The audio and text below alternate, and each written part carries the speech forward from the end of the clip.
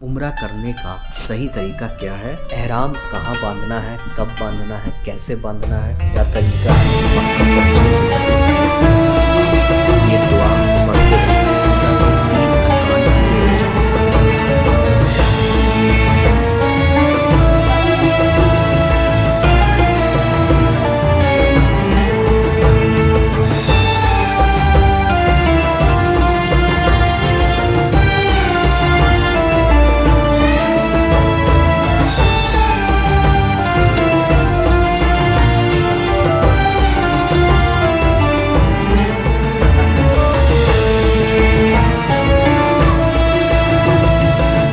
सबसे पहले मैं आपको बताना चाहता हूँ उम्रा करने का तरीका। आपको उम्रे में किन चीज़ों का ख्याल रखना है, कौन सी दुआ मांगनी है, इस वीडियो में हम आपको बताएंगे कि आप उम्रा करने का सही तरीका क्या है, एहराम कहाँ बांधना है, कब बांधना है, कैसे बांधना है, क्या तरीका है एक नॉर्मल इंसानों के लिए और एक हमारे जैसे डिसेबल लोगों के लिए। इन सब चीज़ों पर आज हम बताएंगे आपको, तो आप वीडियो में अंत तक बने रहें। वीडियो आपको अच्छा लगेगा तो लाइक शेयर सब्सक्राइब ज़रूर कर दें। चलिए वीडियो की शुरुआत करते हैं। अस्सलामु अलैकुम वरहमतुल्लाहि वबरकातुहू। बिस्मिल्लाहिर्रहमानिर्रहीम। हम लोगों में से बहुत से ऐसे लोगों की ख्वाहिश होती है कि हम उम्रा उस तरह से करें जिस तरह से रसूलुल्लाह सल्लल्लाहु अलैहि वसल्लम ने किया था, सहाबाओं ने किया था। सबसे पहले दरूद व सलाम अल्लाहुम्मा सल्ली अला मुहम्मदिन व अला आलि मुहम्मद कमा सल्लैता अला इब्राहीम व अला इब्राहीम इन्नका हमीदुम मजीद। सबसे पहले हम आपको बताना चाहते हैं कि अगर आप कहीं पे भी हैं, मिकात मक्का के चारों डायरेक्शन में है। ये मिकात है मक्का से 50-60 किलोमीटर पहले पड़ता है, ताइफ और मक्का के बीच में। दूसरा मिकात अगर आप मदीना मुनव्वरा की तरफ से आ रहे हैं तो उधर भी आपको मिकात मिलेगा। कहने का मतलब ये है कि आप सबसे पहले आप मिकात में पहुँचे और वहाँ पे पहुँचने के बाद आप सबसे पहले अपने लिए एहराम खरीदें। वहीं पर आपको एहराम की दुकानें मिल जाएंगी। एहराम मतलब एक ऐसा कपड़ा जो किसी भी प्रकार से सिया हुआ नहीं हो, ठीक है। आप वहीं पर गुस्ल करेंगे। शरीर के जितने भी बालें हैं वो सबको आप एक रेजर के माध्यम से साफ करेंगे। वहीं पर आप एहराम को बिस्मिल्लाह पढ़ के बांधेंगे। एहराम बांधने का कोई एक्चुअल तरीका नहीं होता है, जैसे आपको कंफर्ट फील हो आप वैसे ही एहराम बांध सकते हैं।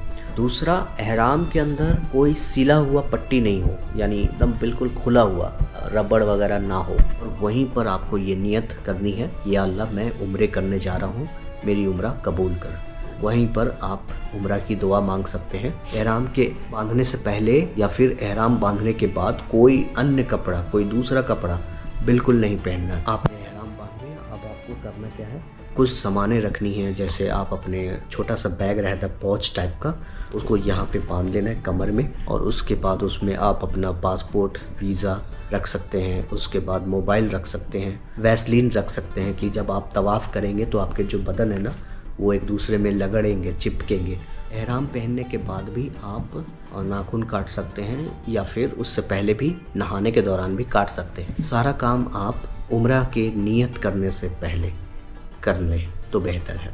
जब सब कुछ हमारा रेडी हो गया तो अब हम उम्रे के लिए नियत करेंगे, लब्बैक अल्लाहुम्मा उम्राह, इस तरह से दुआ पढ़ेंगे। साथ ही साथ जब हम ये दुआ करेंगे तो ये भी एक चीज़ अल्लाह ताला से कहेंगे कि या अल्लाह, मेरे साथ अगर कोई भी हादसा पेश आता है या कोई भी ऐसी बात हो जाती है जो कि नहीं होना चाहिए, लेकिन इमरजेंसी में कुछ भी हो सकता है जिसकी वजह से मैं उम्रा करने से रुक जाता हूँ, तो मैं अपना एहराम खोल लूँगा। उम्रा करने जा रहे हैं तो हो सकता है आप उम्रा भी कर लें या कुछ ऐसी इमरजेंसी हो जाए तो जिसकी वजह से आप ये भी कह सकते हैं। दोनों बात एक साथ कहना होगा। इमरजेंसी में मैंने वो बताया, लेकिन अगर आपने एक बार उम्रा की नियत कर ली या शुरू करने जा रहे हैं तो आपको वो मुकम्मल करना ही होगा। जब आप मिकात में सब कुछ कर लिए, तैयारी पूरी हो गई, तो मिकात में ही एहराम बांधने की 2 रकात नफिल नमाज पढ़ें। एहराम बांधने का नफिल नमाज होता भी है और नहीं भी होता है। अगर आप पढ़ेंगे तो ठीक है, नहीं पढ़ेंगे तो कोई गुनाह की बात नहीं है। कोई आपने एहराम बांध लिया, नियत कर लिया, अब आप 2 रकात नफिल पढ़ भी सकते हैं और नहीं भी। 2 रकात नफिल नमाज पढ़ना सुन्नत है एहराम बांधने के बाद, लेकिन मैंडेटरी नहीं है, फ़र्ज़ नहीं है, ठीक है। नियत कर ली, सब कुछ कर लिया, नमाज पढ़ लिया, अब आप जा रहे हैं। चप्पल जो है ना आपका, वो हवाई चप्पल होना चाहिए, जो बरसात में पहनते हैं, जो बरसाती चप्पल होता है उस तरह के चप्पल होने चाहिए ताकि आपको चलने में कंफर्ट लगे, ठीक है, कोई परेशानी ना हो। आप किसी भी डायरेक्शन से मक्का मुकरमा की तरफ जा रहे हैं तो मक्का पहुंचने से पहले पहले तक आप ये दुआ पढ़ते रहें, अल्लाहुम्मा लब्बैक सल्लल्लाहु अल्लाहुम्मा लब्बैक अल उम्रा अल्लाहुम्मा लब्बैक अल्लाहुम्मा लब्बैक। इस तरह के तरबियत आवाज़ लगाते रहें, आप चाहे गाड़ी में हो या किसी भी डायरेक्शन से मक्का मुकरमा आ रहे हैं तो। जब आप पहुंच गए मक्का मुकरमा, अब आप अपना सारा सामान होटल में रख के आप काबा की तरफ जाएं, ठीक है। पहले जब तक आप उम्रा पूरा नहीं करते तब तक आपको एहराम नहीं खोलना है। भले ही आप आज पूरा नहीं कर पाए, कल पूरा कर पाएंगे, रात भर वो उसी एहराम को पहन के ही सोना है। मैंने ऐसे ही किया था तो इसलिए मैं आपको बता दिया, लेकिन आप ऐसा ना करेंगे। आप जिस दिन एहराम बांधेंगे उसी दिन कोशिश करेंगे कि उम्रा करके ख़त्म किया जाए, ठीक है। मुकरमा के पास काबा के पास हजरत अशवत नाम का एक गेट है। उस गेट के पास आप जब जाएंगे तो वहाँ से तवाफ़ का जो प्रक्रिया है वो शुरू होगा, ठीक है। काबा का 7 चक्कर लगाएंगे और अल्लाहुम्मा लब्बैक इस तरह से पढ़ते हुए 7 चक्कर लगाएंगे। अगर आप पैर वाले इंसान हैं तो आप खाने काबा के नज़दीक भी जा सकते हैं, लेकिन अगर आप डिसेबल हैं मेरी तरह तो मस्जिद अल हरम में सराउंडिंग में जो मस्जिद है उसे मस्जिद अल हरम बोलते हैं। उसमें फर्स्ट, सेकंड, थर्ड इस तरह से फ्लोर बाय फ्लोर मस्जिदें हैं। उस फ्लोर के सराउंडिंग में आप तवाफ़ कर सकते हैं विथ व्हील चेयर, लेकिन व्हील चेयर के साथ आप खाने काबा के पास नहीं जा सकते हैं। आपको कैसे पता चलेगा कि मैंने 7 चक्कर लगा लिए या 1 चक्कर लगा लिए, 2 चक्कर लगा लिए, 7 चक्कर लगा लिए? वहाँ पे जब आप चक्कर लगाएंगे ना, वहाँ पे ग्रीन लाइट होगा, ग्रीन लाइट कुछ इस तरह से, ठीक है।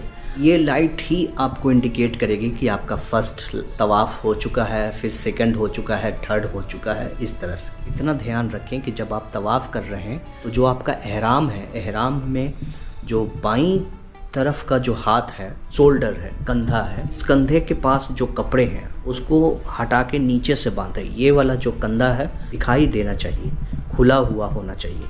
उम्रे के लिए 3 अरकान है। अरकान का मतलब होता है तरीका, प्रोसेस। पहला जो है एहराम खरीदना, उसके बाद उस एहराम को पहनना, उसको पहनकर 2 रकात नफिल नमाज पढ़ना, फिर नियत करना। जो भी आप सेंट वगैरह लगाना चाहते हैं, अतर वगैरह, नाखून छिलना चाहते हैं तो वो आप एहराम बांधने के बाद भी कर सकते हैं या पहले भी कर सकते हैं। दूसरा ये है कि आपको तवाफ़ करना है, खाने काबा का 7 चक्कर लगाना है। खाने काबा का 7 चक्कर लगाने के बाद 7 मरतबा सफ़ा मरवा, मरवा सफ़ा, सफ़ा मरवा, उसके 7 चक्कर लगाने हैं। फिर उसके बाद तीसरे नंबर पर आता है जब आप तवाफ़ कर रहे हैं खाने काबा की या सफ़ा मरवा का, तो जैसा मैंने अभी पहले बताया, दाईं तरफ का हिस्सा खुला हुआ होना चाहिए और जो बाईं तरफ का हिस्सा है वो बंद होना चाहिए और वो खाने काबा के पास होना चाहिए। और ऐसे उल्टा चक्कर नहीं लगाना है, ऐसे लगाना है, ठीक है। ऐसे नहीं लगाना है, ऐसे लगाना है।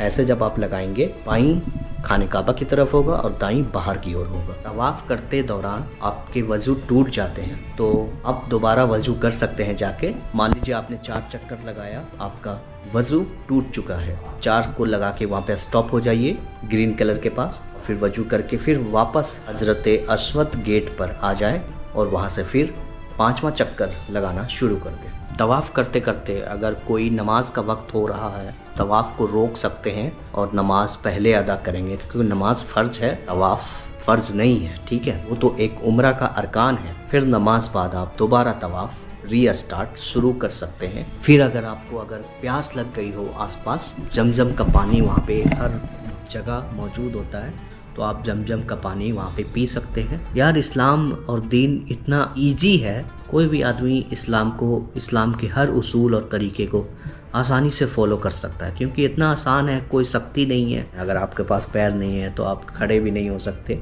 तो आप आराम से, अगर आप बैठ के नमाज नहीं पढ़ सकते तो लेट के पढ़ें, लेट के नहीं पढ़ सकते तो सो के पढ़ें, उंगली से पढ़ें, इशारे से पढ़ें। इतने सारे रिलीजन के बुक पढ़ा हूँ, लेकिन इतनी आसानी, सरलता नहीं है कहीं भी। जैसे अल्लाह को याद करना चाहते हो कर सकते हो, तुम बिल्कुल ईजी, कोई रोक टोक नहीं, कोई ये नहीं, कोई पाबंदी नहीं कि अगर आपका पैर नहीं है तो आप ऐसे नहीं कर सकते, फिर आपको अपना पहले पैर बनाना होगा, है ना।